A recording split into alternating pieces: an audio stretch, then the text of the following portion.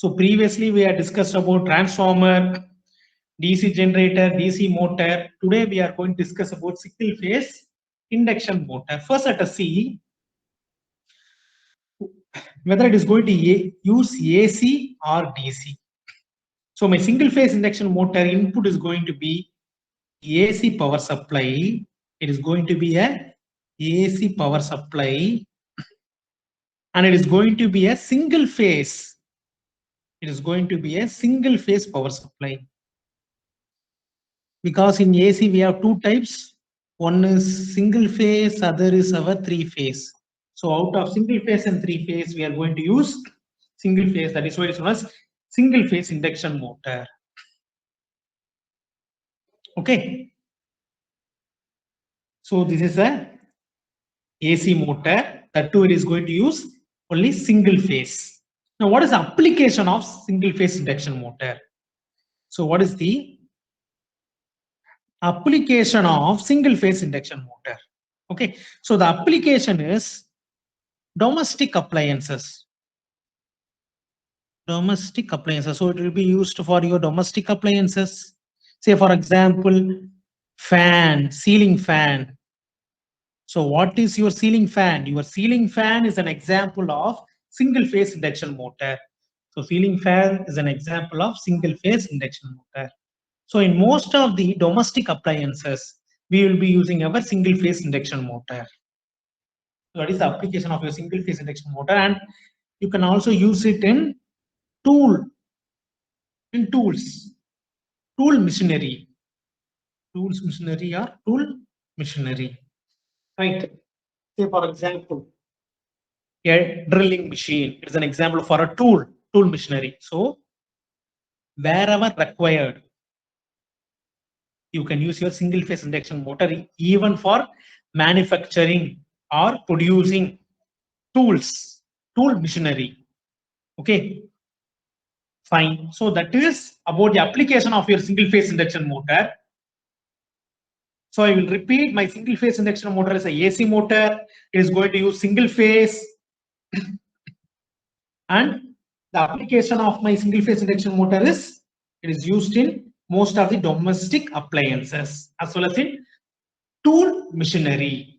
Can be used in tool machinery. Now, let us discuss about one particular phenomena of single phase induction motor. What is that?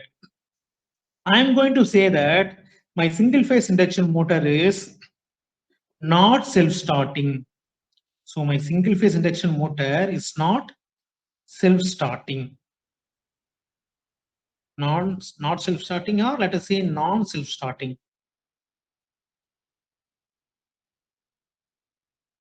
So let us see the definition of this. What does it mean by non-self-starting or not self-starting? Why I'm calling my single phase induction motor as a non-self-starting motor, right? So for that we need an explanation. Now I am going to explain why my single phase induction motor or our single phase induction motor is non-self-starting. Okay, let us also learn what does it mean by non-self-starting. Fine. Now, to learn more about this non-self-starting, we should learn one phenomena. So what is that? So whenever you have a alternating, when you have an alternating field, or say you have alternating quantity, say you have a alternating quantity, sinusoidal, say it is sinusoidal, it resembles a sine wave. Say you have alternating quantity which is sinusoidal, that can be represented, the alternating quantity can be represented by two vector fields which are rotating, which are going to rotate at same speed. These two fields are going to rotate at same speed but in opposite direction. They are going to rotate in dash direction. They are going to rotate in opposite direction. And the magnitude of a vector, the magnitude of these vectors are going to be the same. Say the quantity is flux. Say the quantity is flux. Then the maximum value of flux is phi m. The magnitude of each and every vector, that is, we have two vectors. The magnitude of both the vectors are going to be phi m by 2. So what is this last state? What is this last state? I will repeat. Whenever you have an alternating quantity, say you have a sine wave. Okay. Now this sinusoidal wave, even your cos wave, right? Even your cosine wave is a sinusoidal wave. Whenever you have a sinusoidal quantity, this quantity can be represented. With help of two vectors.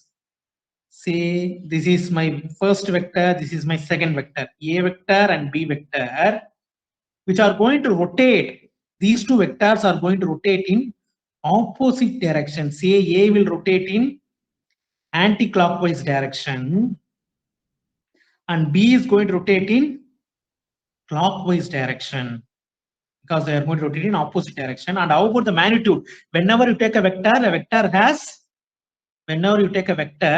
has magnitude and it also has a direction, right? So we know the direction. A is going to rotate in anti-clockwise direction, B is going to rotate in clockwise direction. How about the magnitude? Say the magnitude is the quantity maximum by 2 is the magnitude of A as well as B vectors. So this is the law. So what is this law? I will repeat. Whenever you have an alternating quantity, it can be represented with the help of two vectors which has same magnitude. Both the vectors have same magnitude, but they have opposite direction of rotation. Now you may ask, how does this relate to our single phase induction motor? So I will relate this law to my single phase induction motor. Right. So in my single phase induction motor, I will have a stator. In my single phase induction motor, what I will have? First, I will have a stator. Then I will have my rotor. So what is a stator? Stator is the stationary part. Stator is the stationary part of my single phase induction motor. What is my rotor? Rotor is the rotating part in my single phase induction motor. Okay, stator is the stationary part and rotor is the rotating part. So what is this stationary part, you may ask? What is actually stationary in a motor? We have already discussed about motor. What is going to be stationary in a motor? So this is going to give you a field. The stator somehow is going to act as the magnet. The stator is going to somehow act as a magnet. So it is actually electromagnet. So my stator is going to be electromagnet, which is not moving. Whereas my rotor is my conductor. Which will be moving. So we know the principle of operation of motor. What is the principle of operation of motor? Whenever you place a current carrying conductor in presence of a magnetic field, it will experience a torque or it will experience a force. So it will rotate. So in presence of a magnetic field, I am placing a conductor which is carrying current, it is going to rotate. So the field is given by stator, the conductor is my rotor, the rotor is going to rotate, where stator, it will remain stationary. Fine. So say this is my rotor. Okay, this is my rotor. Fine. So this is my rotor. Now I will have my stator. So this is my stator. Stator winding. So this is my stator. Okay.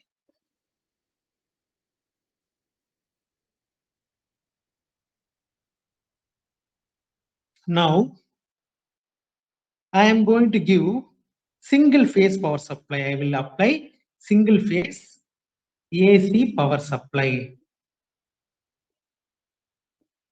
This is my rotor which will rotate, and this is my stator winding. Okay.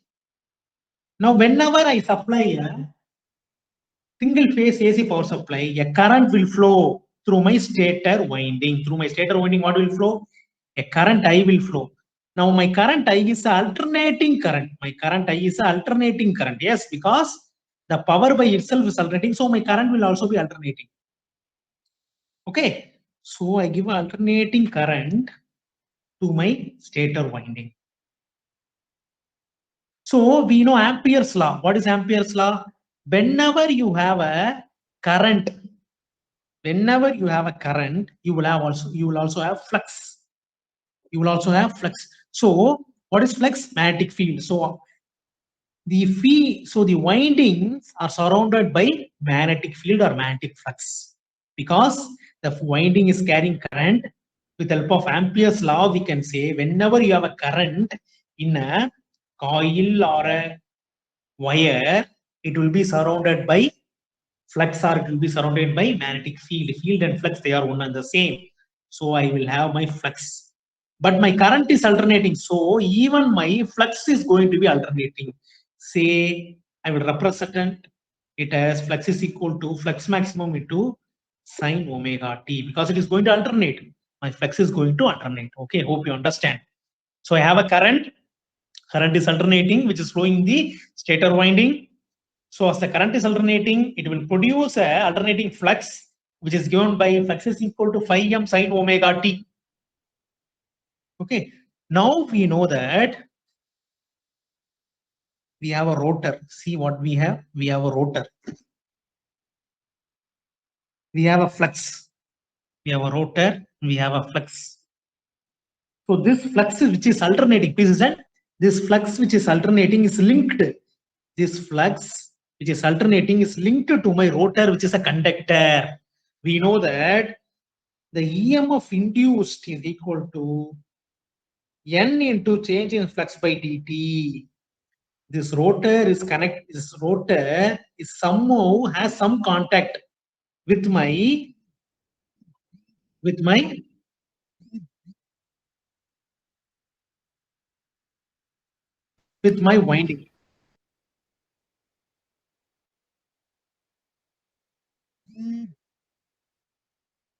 Okay.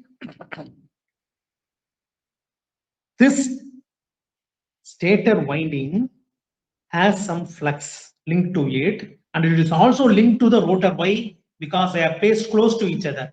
The stator and rotor, they are placed close to each other. So this flux will link my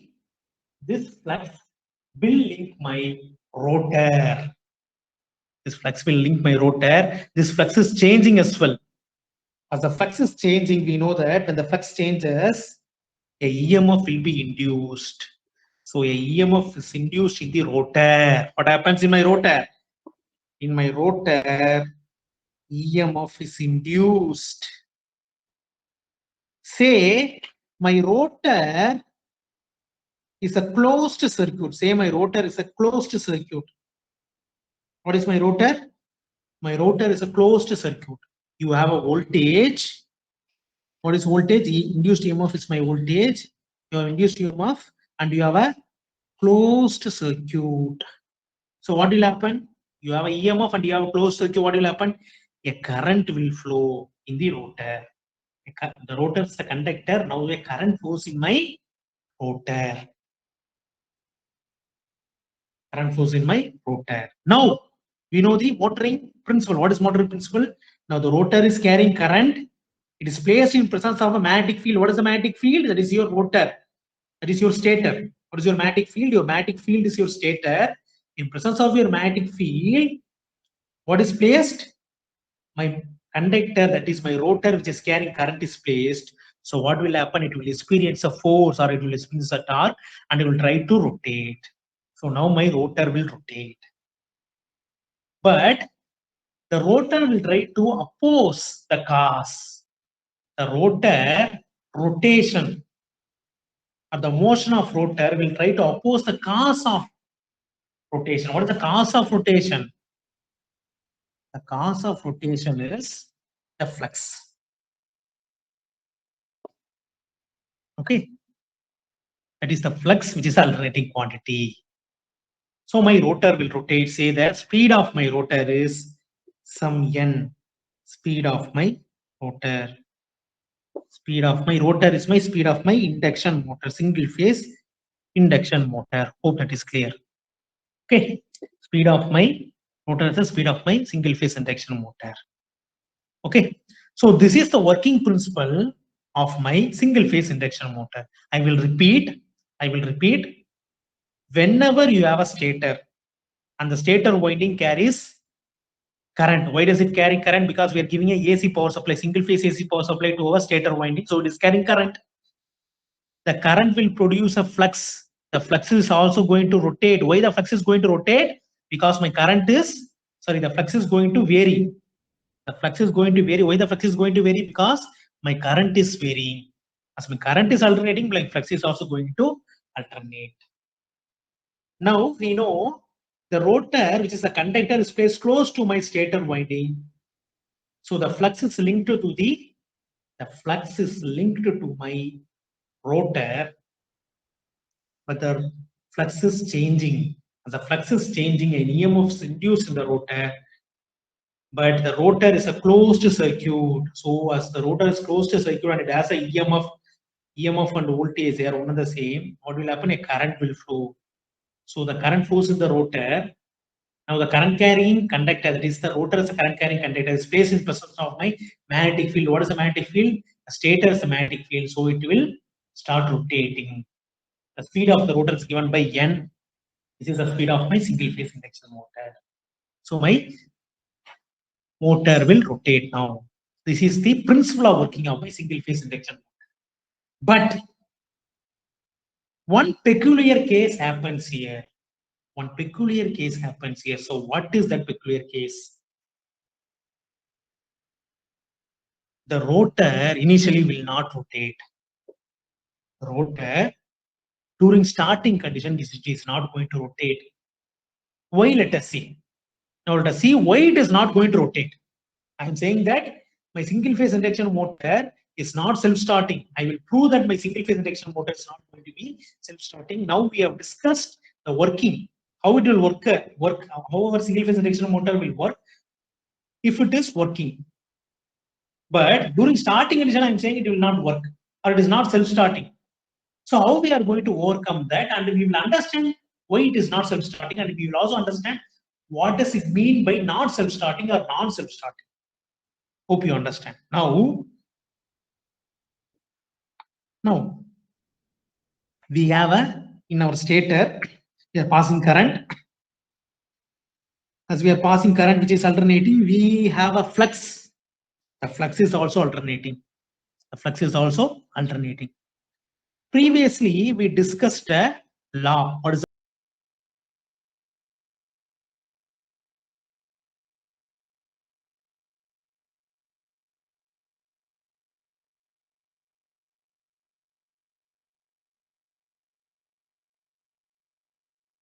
we're discussing?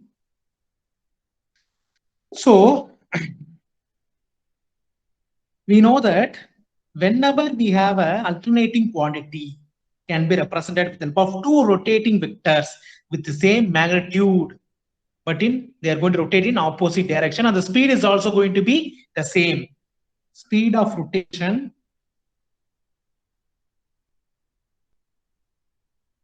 is the same. Fine. Say it is ns. The speed of rotation for both A and B vector is ns. What is ns? Synchronous speed. Ns stands for synchronous speed, which is equal to 120 f by p, where f stands for frequency of the supply and p stands for number of poles. Okay, fine. Now we are going to prove the reverse. What we are going to prove? We know that in our single phase induction motor, our flux is alternating. It is a sinusoidal wave. Our flux is a sinusoidal wave in our single phase induction motor. We know that. There is a law that if two vectors are rotating, say some two imaginary vectors, say field vectors, they are going to rotate in opposite direction with equal magnitude and same speed. We can represent alternating quantity or alternating flux in terms of two vectors which are rotating in opposite direction, same speed, same magnitude, right? Magnitude is equal to phi m by 2, that is maximum magnitude by 2. Both have the same magnitude, that is phi m by 2. So that is the law. Now we are going to prove the reverse. What we are going to do? We are going to prove the reverse. What is that reverse? I am going to take two vectors and I'm going to prove that it will eventually give a sinusoidal flux. It will give a sinusoidal flux. Okay, that I am going to prove. Now, say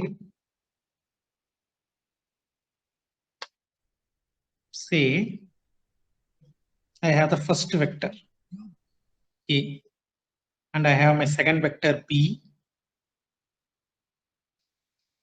The magnitude is phi m by 2. The magnitude is phi m by 2. This is going to rotate in clockwise direction. This will rotate in anti-clockwise direction. Okay, clockwise direction, anti-clockwise direction.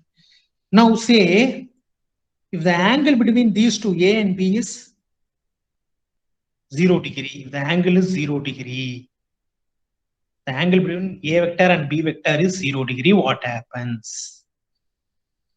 We know if the angle between two vectors is 0 degree, they will add each other. We can directly add each other, add them. So what will happen? The resultant vector. So this is my resultant vector, which will be phi m by 2 plus phi m by 2, which is equal to phi m. That is for 0 degree. Say my A vector and B vector, they are going to rotate 90 degree. They are going to rotate 90 degree. So what will be my A place? It is going to rotate anti-clockwise direction. Initially it is horizontal. Now it will be vertical, upward vertical, because I am going for 90 degree rotation. So this will be my A and this will be my B. B will go downwards because it is rotating clockwise direction, right? So what will be the resultant vector? Both A and B have the same magnitude, but their directions are opposite. So the resultant vector is equal to 0. We know if two forces are acting in opposite direction with equal magnitude, then the resultant will be 0. Resultant will be 0. Why? This will be 0. Fine. We know that. Now, let us talk about 180 degree rotation. So for 180, what will happen? My A will once again become horizontal, phi m by 2. Even my B will become horizontal, phi m by 2 for 180 degree. But both magnitudes will be negative. Why both magnitudes will be negative? Because initially they were facing east. Both were facing east. Now say both are facing west. Now say both are facing west. So what will be the resultant? The resultant will be minus phi m by 2 minus phi m by 2, which is, so resultant is equal to minus phi m for 180 degree. How about my 270 degree? So what will happen for 270 degree? My B will go up and my A will come down. Both have the same magnitude, but opposite direction. So the resultant will be, 0, right? The resultant will be 0. So for 270 also the resultant is 0. Now once again after 270 you have 360. What is actually 360 is equal to 0 degree. So the resultant, the first case, 380 and 360 and 0 degree. 360 and 0 degree, they are one and the same. So the resultant will be 5m. So even for 360, my resultant is going to be,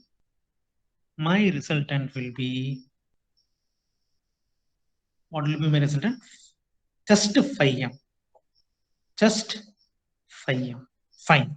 Now with help of all these values, with help of all these cases, I am going to draw the angle and magnitude. Say this will be my magnitude and this is going to be my theta, right? So for 0, if my angle is 0, what is my magnitude? Resultant magnitude, that is very important. My resultant magnitude is 5m. Likewise, for 90 degree, what is my magnitude? For 90 degree, my resultant is 0.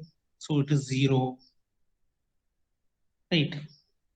Now, for 180, it is minus 5m is my resultant. So, right.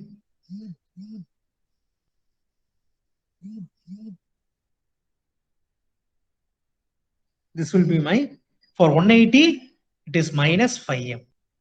How about my 270? How about my 270? For 270, it is going to be 0. How about my 360?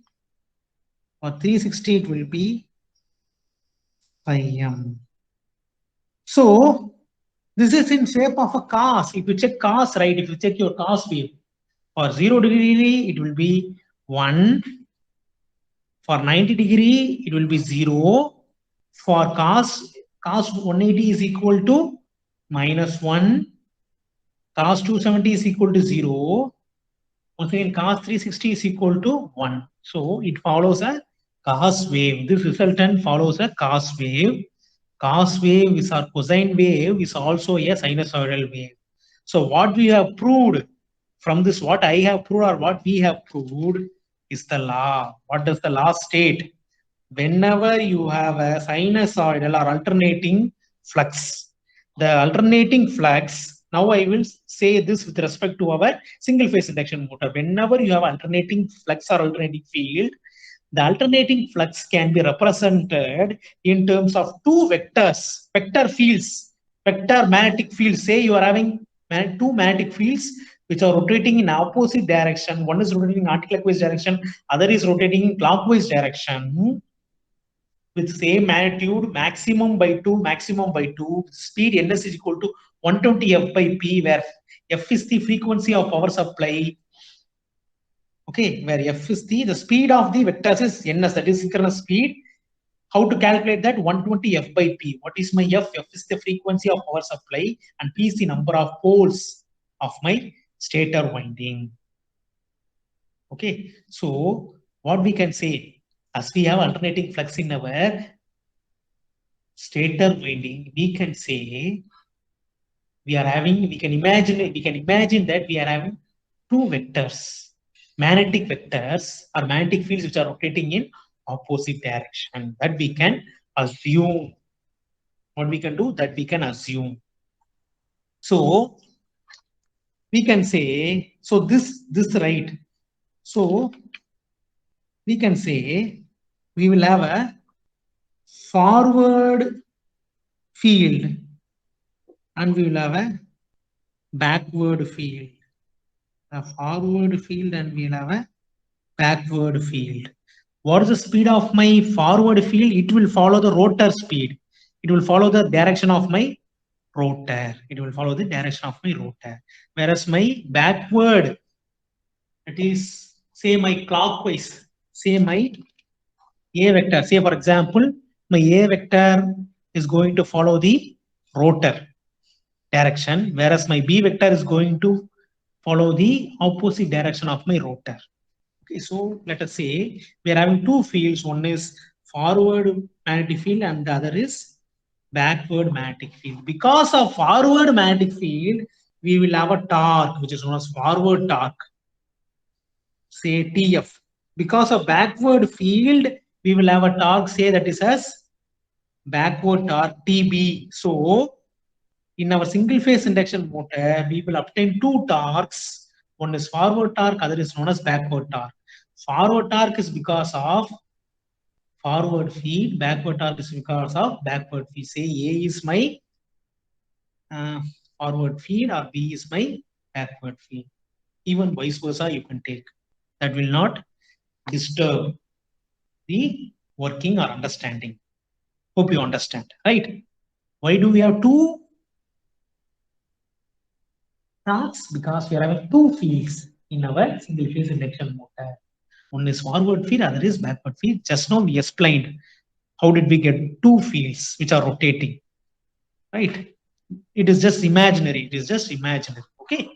Now, the total torque in our single phase induction motor is equal to TF plus TB. TF plus TB. But okay, total torque will be forward torque plus backward. Okay, forward torque plus backward torque. In single phase induction motor, there is a special term which is known as slip. Single phase induction motor, we have a special term which is known as slip, that is given by the formula ns minus n divided by ns. What is this ns? We know ns is synchronous speed, which is the speed of the vectors which are rotating. Synchronous speed, we have discussed the formula also, that is 120 f by p. What is this n? N is the rotor speed. Always remember, in single phase induction motor, the synchronous speed is not equal to the rotor speed, or we can say rotor speed is always less than synchronous speed for our single phase induction motor. So what is the speed difference? What is the speed difference between our synchronous speed and rotor speed? Rotor speed is the actual motor speed. What is synchronous speed? That is the speed of the vectors which are rotating. What vectors are they? They are magnetic fields which are rotating in opposite direction. Their speed is known as synchronous speed. Hope you understand. Very simple. Hope you understand, which is very, very simple. Okay. Fine. Okay. Very fine. Sir? Yes. Sir, what is that slip, sir? Slip is equal to ns minus n by... Yeah, that's what I'm saying, Pa. That is the difference between the magnetic fields which are rotating and the rotor speed. The rotor will not achieve the field speed. There are two fields which are rotating. That speed your rotor will not achieve. The speed of the magnetic fields which are rotating is given by ns. The rotor speed is given by n. The difference between these two is known as slip. What is a slip? What literally what is a slip? Say you are walking. When you will slip, when the desired position is equal to the desired position, or when the actual position is not equal to the desired position, you will slip.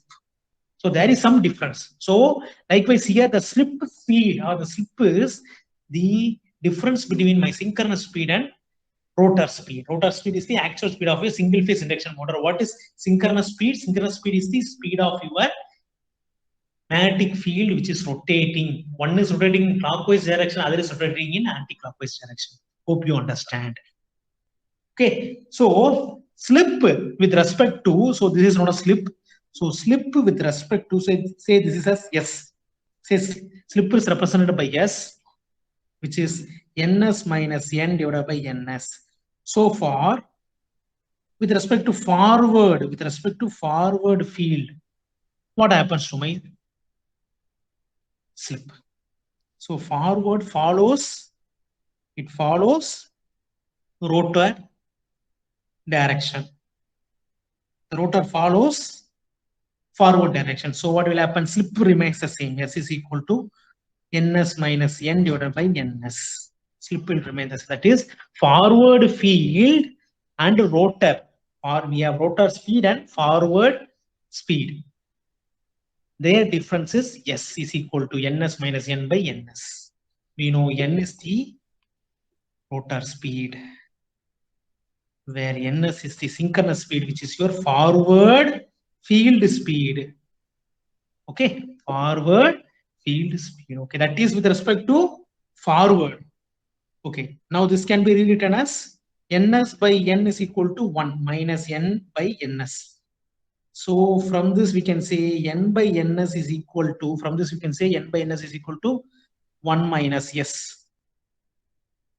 Right, I can say n by ns is equal to 1 minus s. Let us keep that in mind. Now let us talk about backward. Let us talk about backward. Okay. So what happens for backward?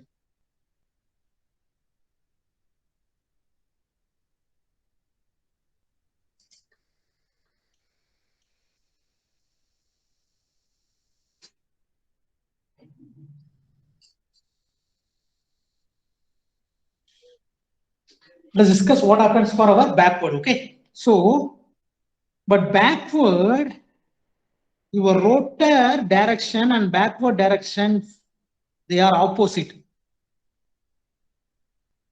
The backward field direction and rotor direction, they are opposite to each other. So what will be the slip? How can we write the slip? So slip is equal to, we know slip is equal to, what is slip equal to? ns minus n. But here n is the rotor speed, which is actually opposite to the backward field direction. So I should write it as minus n because rotor direction is opposite. So ns minus n divided by ns. So this will become ns plus n by ns. This can be written as 1 plus n by ns. 1 plus n by ns. Right? Hope you understand. Now we know what is n by ns equal to. We know n by ns is equal to 1 minus s. So slip is equal to 1 plus 1 minus s. So that is equal to 2 minus s. So I can say my backward slip is equal to 2 minus s, whereas my forward slip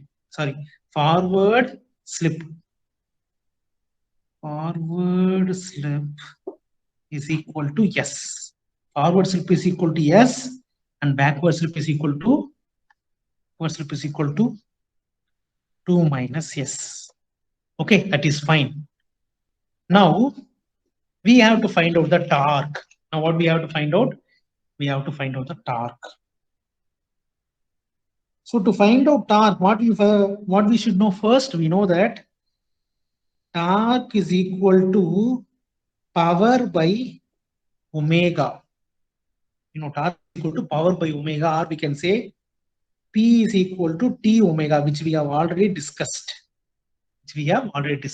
Okay. Now, the mechanical power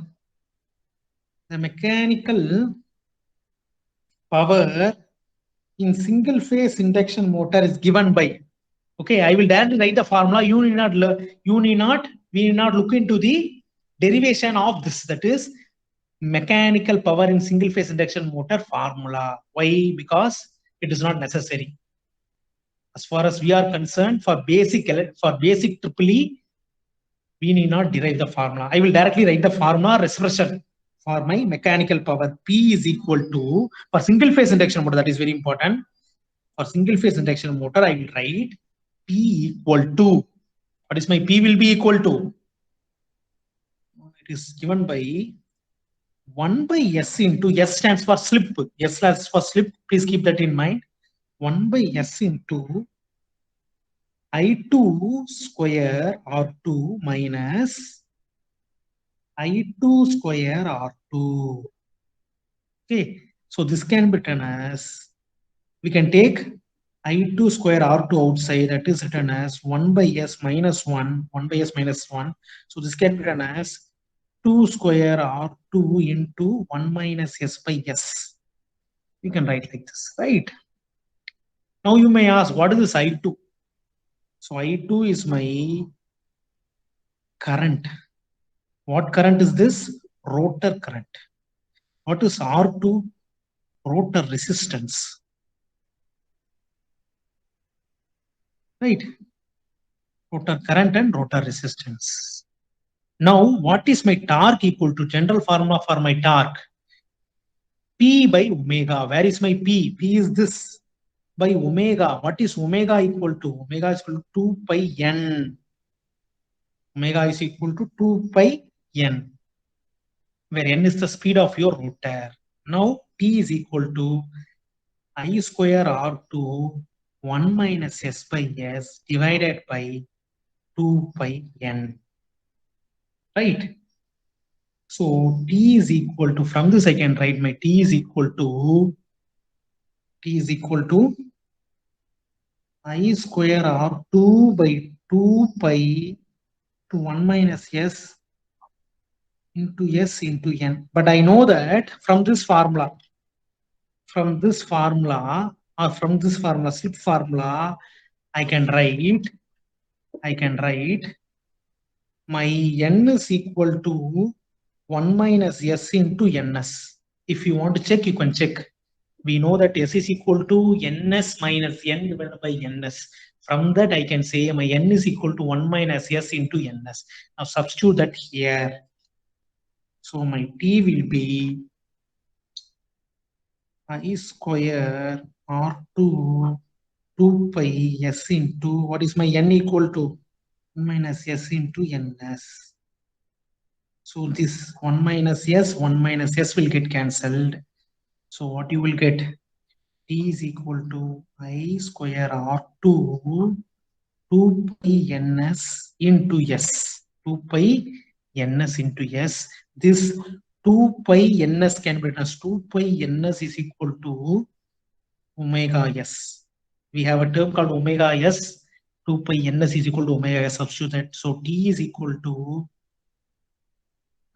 1 by omega S. That is torque equal to 1 by omega S I2 square R2 by S. So this is my general formula for torque. But please listen, in our single phase induction motor, we have two torques because torque T is equal to TF plus TP. Torque is equal to TF plus TP. So what is my TF is equal to? From T I will write, it is, we know T is equal to 1 omega S I2 square R2 by S. Right? Now substitute for TF. TF is the forward torque. So 1 by omega S into I2 square R2 by S. So fine, let us say this is equation number 1. But what happens to my backward torque? Same 1 by omega S into I2 square R2 by S. But in backward torque, the slip, what is the formula for slip? It is derived here, is derived as 2 minus S. For backward, my slip is 2 minus S. For forward, it is just S. So I will substitute in place of S as 2 minus S. So my torque T is equal to TF plus TB. So I will write, see, this will be minus. Why this will be minus? Because, please listen, TF flow, it rotates in one direction, whereas TB, it rotates in other direction. Because magnetic fields, TF is caused by one magnetic field, that is forward magnetic field, whereas TB is caused by the backward magnetic field, which are rotating in opposite direction. So the torques will also be in opposite direction. So TB is minus. So T is equal to TF plus TB. So I will write 1 by omega S 2 square R2 by S minus 1 by omega S 2 square R2 by 2 minus S. So from this I can say my T, take all the common terms out. 1 by omega S I2 square R2 into 1 minus S minus 1 by 2S. Right. Okay. Now I will tell you at starting condition. At starting condition, please listen, pa. At starting condition, what will be my n value? Tell me. At starting condition, what will be the speed of my rotor? Please tell me. Now, please tell me Zero, what at sir. starting condition. What? Very good, very good, very good. At starting condition, my speed will be 0.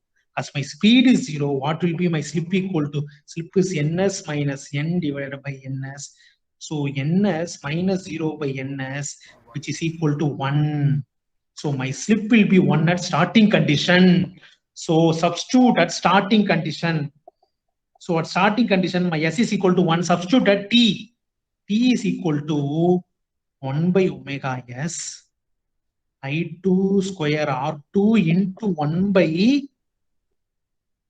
S. What is S here? 1 minus 1 by 2 minus S. S now is 1 at starting condition. So what will happen? 1 by 2 minus 1. 2 minus 1 is 1. So 1 by 1 is 1. Even here 1 by 1 is 1. So 1 minus 1 is, what is 1 minus 1? 0. So 0 into anything. What will be your torque? 0. What will be your torque? Yes, what will be your torque? 0. Torque will be 0. Yes. At starting condition, my torque is 0. At starting condition, the torque of my motor is 0. So whether it will rotate or it will not rotate. It will rotate or it will not rotate. My single phase induction motor at starting condition, now it will rotate or it will not rotate. My torque is equal to 0. It will rotate or it will not rotate. Not rotate. It will not rotate. That is why we are saying at starting condition, my single phase induction motor torque is equal to 0. So it is not rotating. That is why it is known as non-self-starting motor or not self-starting motor. So we have proved of a single phase induction motor as a non-self-starting motor. Okay, pa.